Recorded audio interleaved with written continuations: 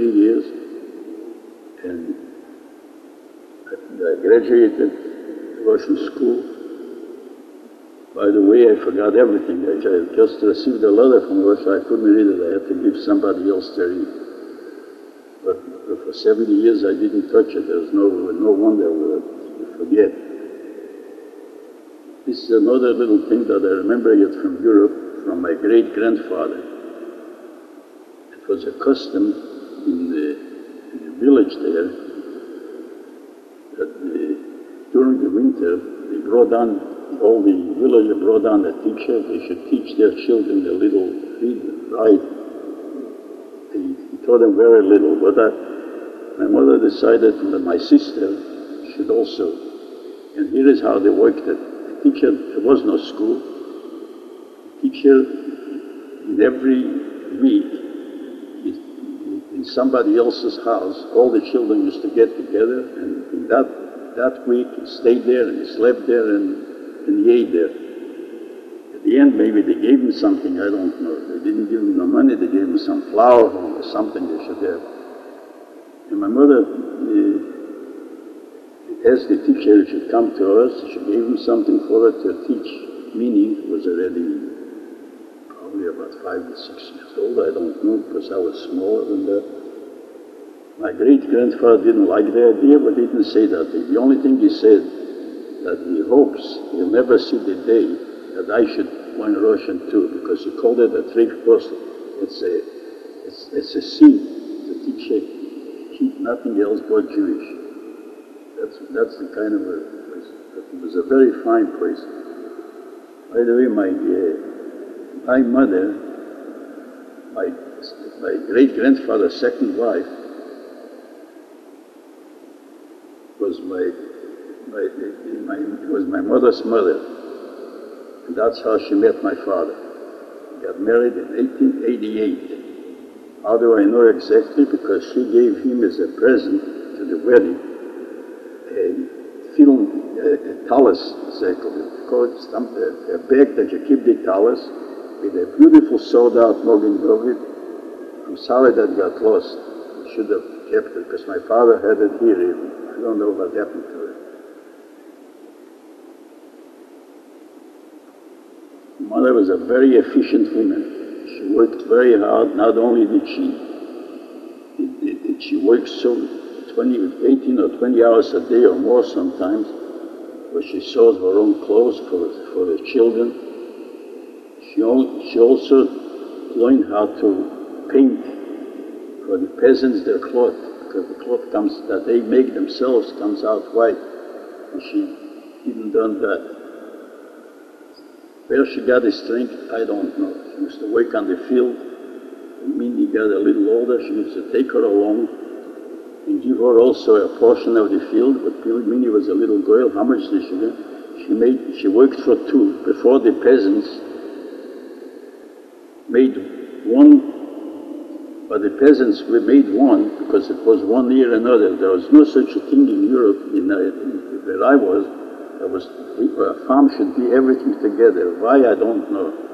Every piece of land was far away. One was for corn. Everybody had corn there, and the other one they had hay, something else. But it wasn't that everything should be around your house. Around our house, we only had that piece of land that we garden, that we grew vegetables and the potatoes. After the fall, when we took in the potatoes, I bet during the year we ate up more potatoes than the entire Hotel Windsor, because that was our only food. From the potatoes we made soup, from the potatoes we made latkes, from the potatoes we made mashed potatoes, everything from the potatoes. And because we didn't have any other food, potatoes and bread, and a little milk. Milk we didn't care. We used to buy a little cicoria sometimes, and that was already a holiday if they had that cicoria.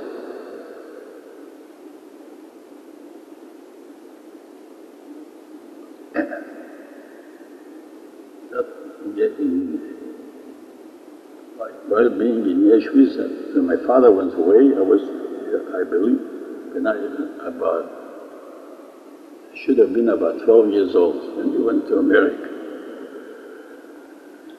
When it came to the Seder, I made a whole Seder, and from the Hebrew I translated my Jewish,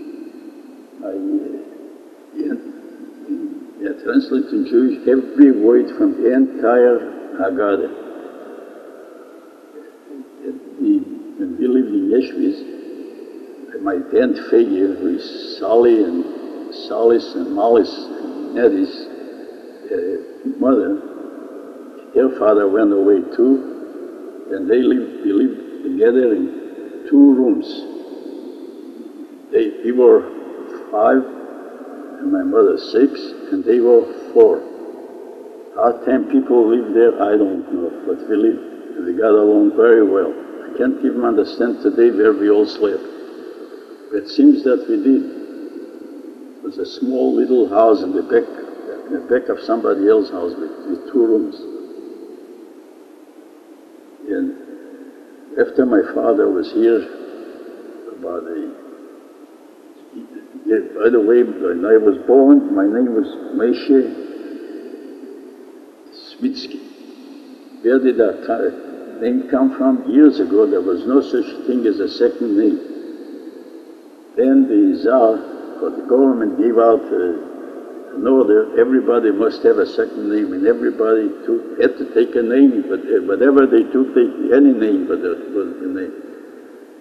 And my great-grandfather's family came from a village by the name Schwitzitz. And they asked him to make a name, they said Switsky, because those sections everybody had a ski. And that's the way our name remained until we came to this country. Even in this country our name was Switsky. My uncle, my father's brother, had his name, and his children are still carrying that name. We changed it, and then Irving became a graduate law school, and they opened an office and decided to change his name. At that time I was a citizen already, and I had to go to court to change my name from Switsky to Sweet. And Marty entered the kindergarten, reading in school, their name was still Switsky, I believe. I don't remember, really sure, I don't know about Marty. And I came, at first my father took, in 1906, my father brought my sister Minnie here. He lived on Cherry Street, on the east side. My sister got herself a room with some very nice, fine people on Madison Street. And she worked on ladies' waists at that time. And my father brought me to the United States. That time school was compulsory only till 14. I was already more than 14, I went to work. And I worked very hard. I worked from 8 o'clock in the morning till 1 o'clock at night, every night. Even Saturday, the store was closed, we closed Friday, we closed early. But Saturday night we had to come in and work till 1 o'clock. That business was a wholesale hosiery and underwear. It was a very big business, and the peddlers used to come at night to buy. And all day we had to deliver them. During the day, some of them came and I helped to sell them. And I used to deliver it with a pushcart to the peddlers, to their house where they lived. They used to peddle with a pushcart. I remember even one, then it was a famous store on the Lancaster Street, now Broadway, Cromfield. Their father had a pushcart on Avenue B in 2nd Street, and they lived on the top floor on 1st Avenue, and there was an elevator there in 10th Street. And I had to carry up those bundles. Bundles were bigger than I am. For that he gave me a nickel, which was a lot of money for me, because I made only about, at the beginning, only about $2.50 a week. My father was a very hard worker, but in that time, the clothing was a presser on pens. It wasn't steady work.